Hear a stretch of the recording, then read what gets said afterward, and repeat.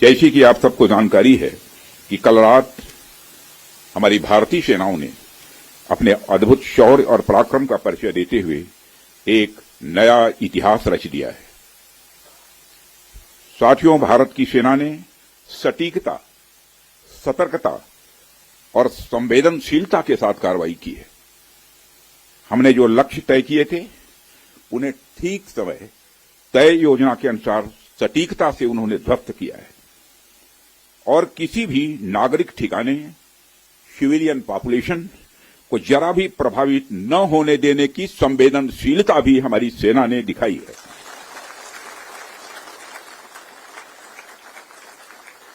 यानी एक तरीके से देखा जाए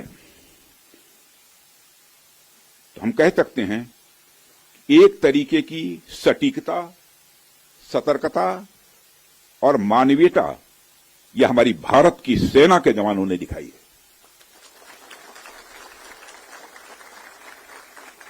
जिसके लिए मैं हमारे सेना के जवानों और अधिकारियों को पूरे देश की ओर से मैं साधुवाद देता हूं और सेना को संपूर्ण संबल प्रदान करने के लिए अपने प्रधानमंत्री माननीय नरेंद्र मोदी जी को भी मैं साधुवाद देता हूं।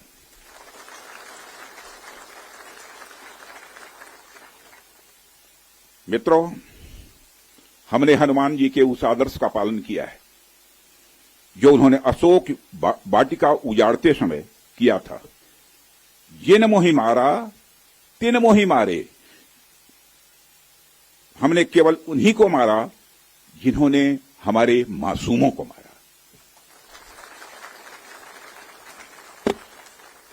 साथियों, प्रधानमंत्री श्री नरेंद्र मोदी के नेतृत्व में हमारी सेनाओं ने ऑपरेशन सिंदूर लॉन्च करके पहले की तरह ही इस बार भी आतंकियों को ट्रेनिंग देने वाले कैंप्स को तबाह करके करारा जवाब दिया है।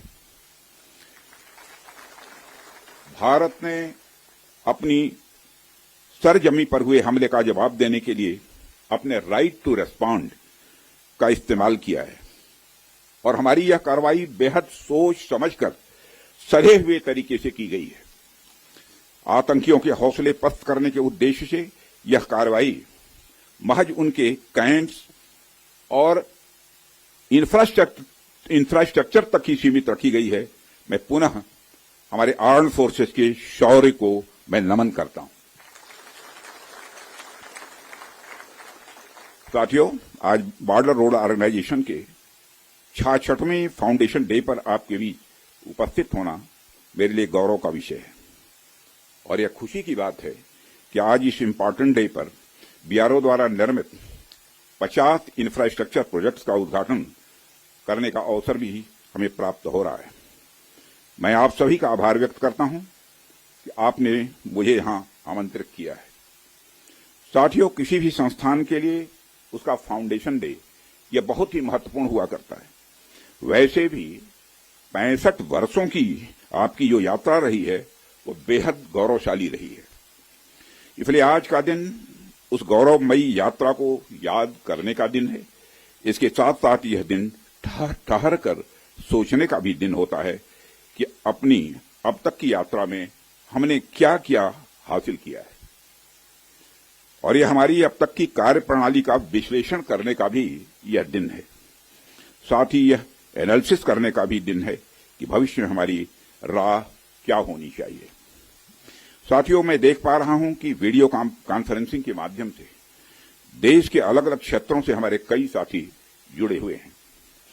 अक्सर हम उद्घाटन के अवसर पर बड़ी बड़ी संस्थाओं का और बड़ी बड़ी एजेंसीज का नाम तो लेते हैं, परंतु ऐसे कई कर्मयोगी हैं जो पर्दे के पीछे रहकर काम करते हैं।